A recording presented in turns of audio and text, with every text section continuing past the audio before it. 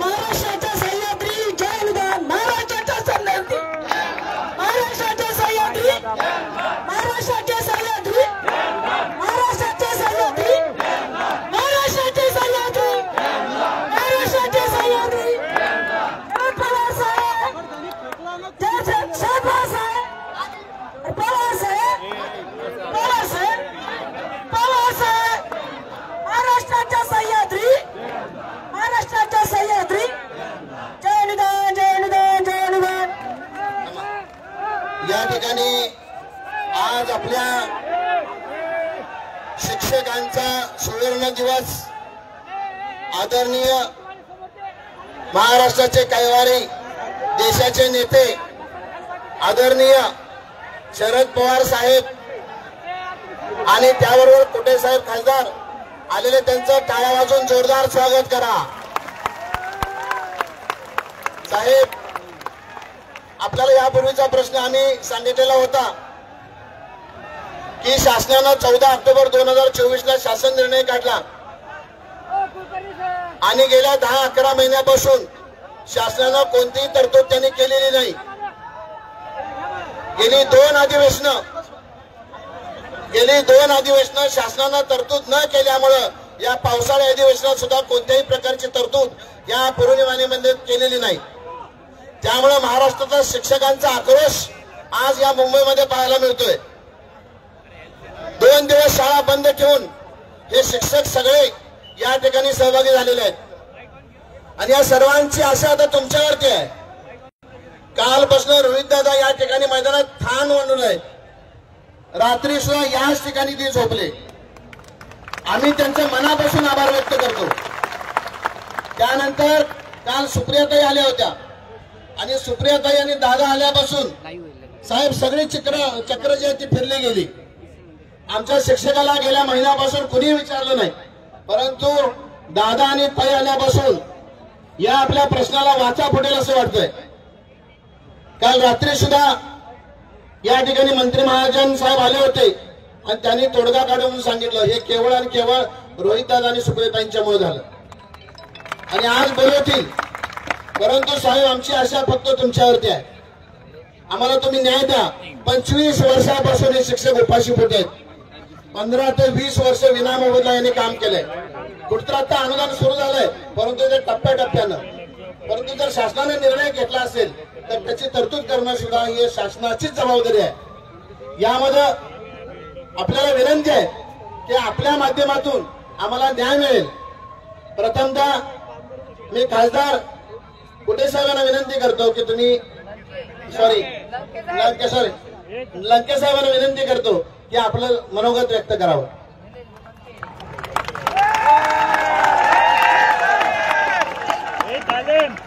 गेले कित्येक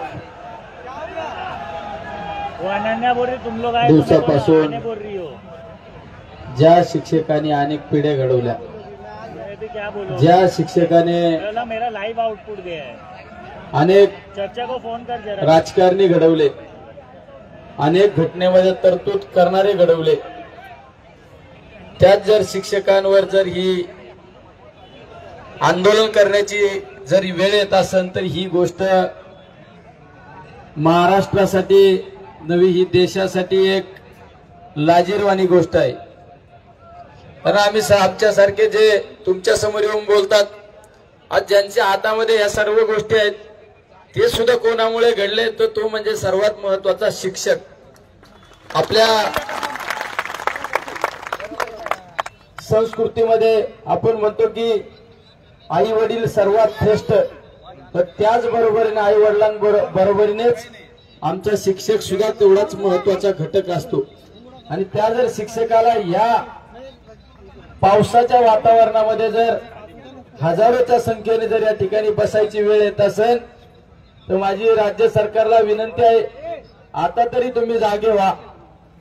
अरे ज्या शिक्षकांनी माझ्या सर्वसामान्यांना घडवलं, तुम्ही ज्या खुर्चीवर बसले, तुम्हाला ज्यांनी ज्ञानदान केलं, त्या ज्ञानदान करणाऱ्या शिक्षकांवर जर ही वेळ असेल तर तुम्हाला त्या खुर्चीवर बसण्याचा सुद्धा काही अधिकार नाही. आणि या शिक्षकांच्या न्यायासाठी, हक्कासाठी, ज्यांनी खऱ्या अर्थाने शिक्षकांचा आर्थिक स्तर वाढवला, ज्या शिक्षकांना मान सन्मान देण्याचं काम केलं ते म्हणजे आदरणीय पवार साहेब या ठिकाणी तुमच्या पाठीशी खंबीरपणे उभे आहेत. त्यामुळे तुम्ही काळजी करू नका. पवार साहेबांना ही टीव्हीद्वारे ज्यावेळेस बातमी कळली, पवार साहेबांनी सांगितलं नाही, हा शिक्षक आपला सर्वांचा महत्वाचा घटक आहे आणि त्या शिक्षकांच्या पाठीशी, त्या शिक्षकांच्या खांद्याला खांद्या लावून आपण उभा राहणं गरजेचं आहे. काल रोहित दादा या ठिकाणी आले, आदरणीय ताई सुद्धा या ठिकाणी आलेल्या आहे. त्यामुळे निश्चित पवार साहेब जिल्हा या ठिकाणी तुमच्या पाठीशी उभे आहेत, तर तुम्हाला न्याय मिळाल्याशिवाय राहणार नाही ही या ठिकाणी खात्री देतो. आणि सर्व शिक्षकांच्या आम्ही पाठीशी नाही, आम्ही तुमच्या खांद्याला खांदा लावून आम्ही सर्वजण तुमच्या बरोबर आहे हेच या ठिकाणी आश्वासित करतो. थांबतो. रामकृष्ण हरी. साहेब, महाराष्ट्राची एक शोकांतिका आहे. महाराष्ट्रामध्ये 14 ऑक्टोबर 2024 ला एक शासनादेश काढला जातो. त्यानंतर 3 अधिवेशनं होतात आणि निधीची तरतूद होत नाही. आणि ती निधीची तरतूद फक्त आणि फक्त तुमच्याच शब्दामुळे होणार आहे याची आम्हाला खात्री आहे. साहेब, आमच्या या सर्व बांधवांना आपण संबोधित करावं एवढीच विनंती करतो.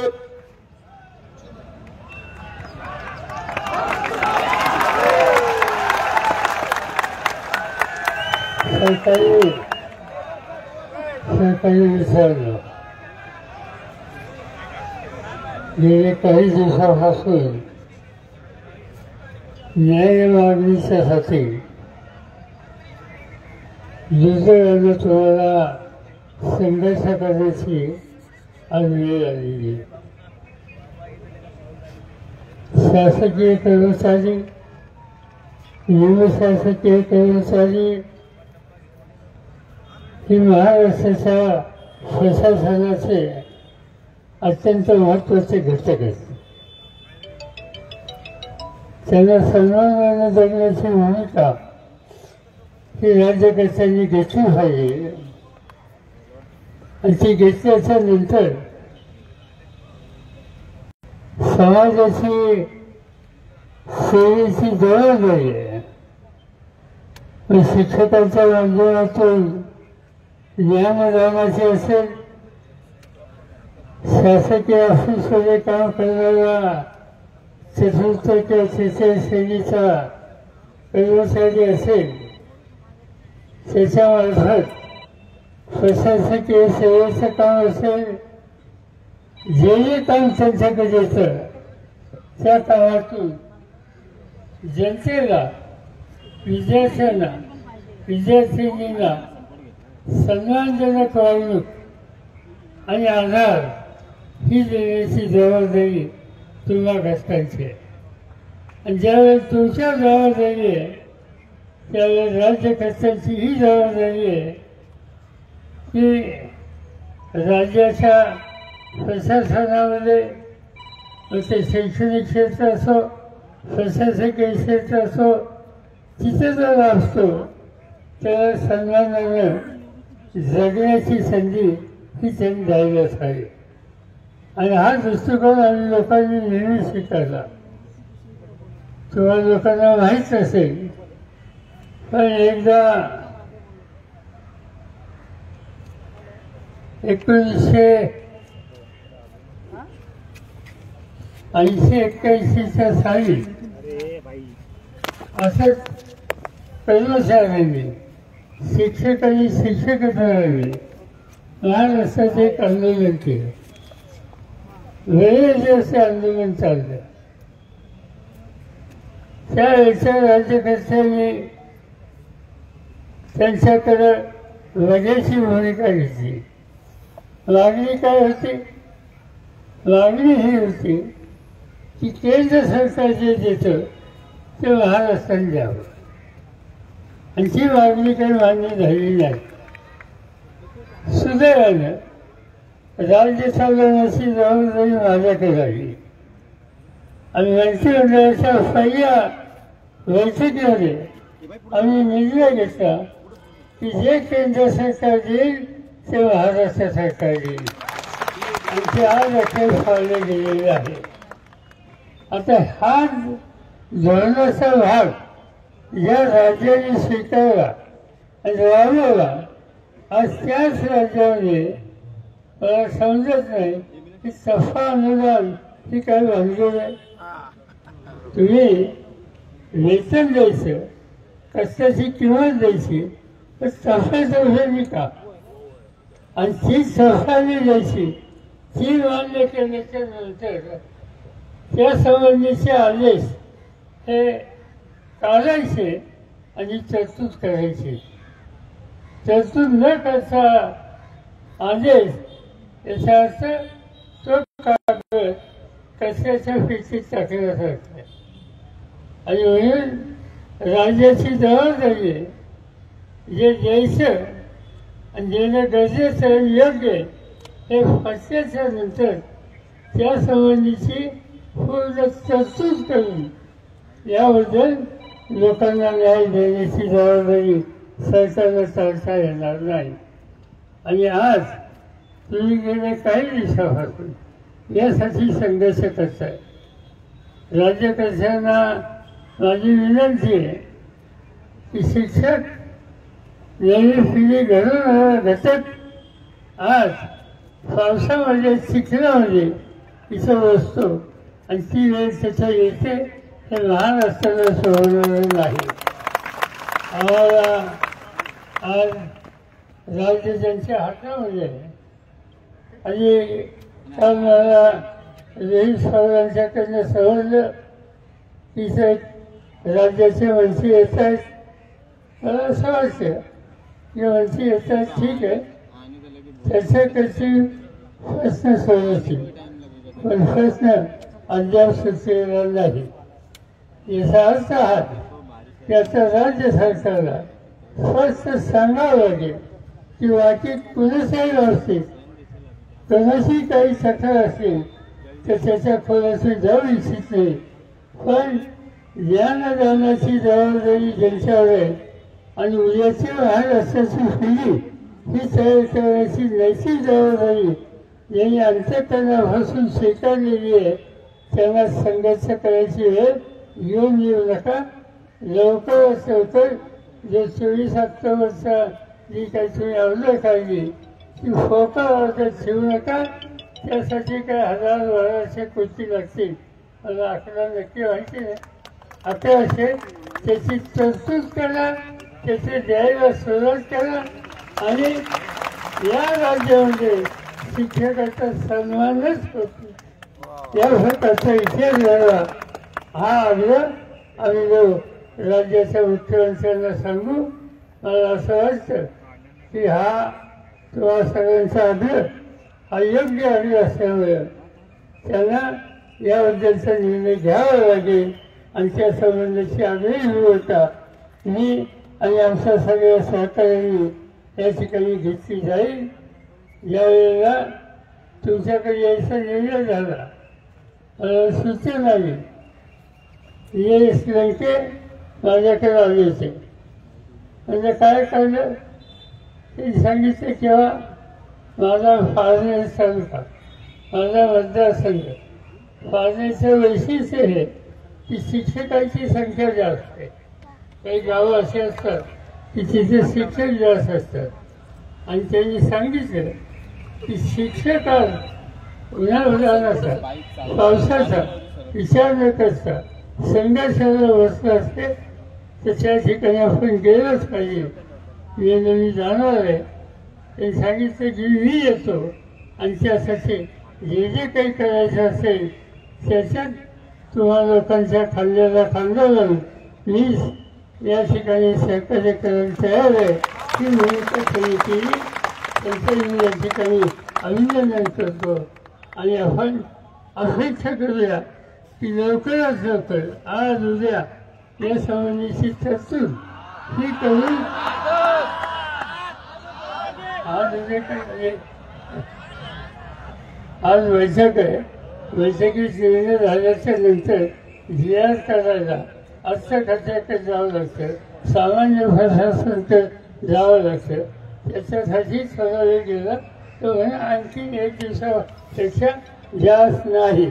या 1 दिवसाच्या आतच हे करावं यासाठी मी हा शब्द त्या ठिकाणी वापरला. तुम्ही काही चिंता करू नका. प्रशासनाचं मला थोडं समजतं. आणि आज महाराष्ट्राची विधानसभा, महाराष्ट्राची विधान परिषद, देशाची लोकसभा आणि देशाची राज्यसभा या सगळ्या संस्थेमध्ये गेली 56 वर्ष मी सतत आहे. आणि त्यामुळे या प्रशासनाच्या संबंधी तुम्ही काही चिंता करू नका. कसा निर्णय घ्यायचा असतो, कशी तरतूद आणायची असते आणि तुम्हाला ती कशी द्यायची असते ते मला तुम्ही शिकवायची गरज नाही. ते फरक पडेल यासाठी आमचा आग्रह नाही. एवढं सांगतो आणि आपली झाली. धन्यवाद पवार साहेब. सगळ्या शिक्षकांनी कोणतीही काळजी करू नका. आता बाण तीरातून सुटलेला आहे. डायरेक्ट विधानभवनात जाऊन लागणार आहे.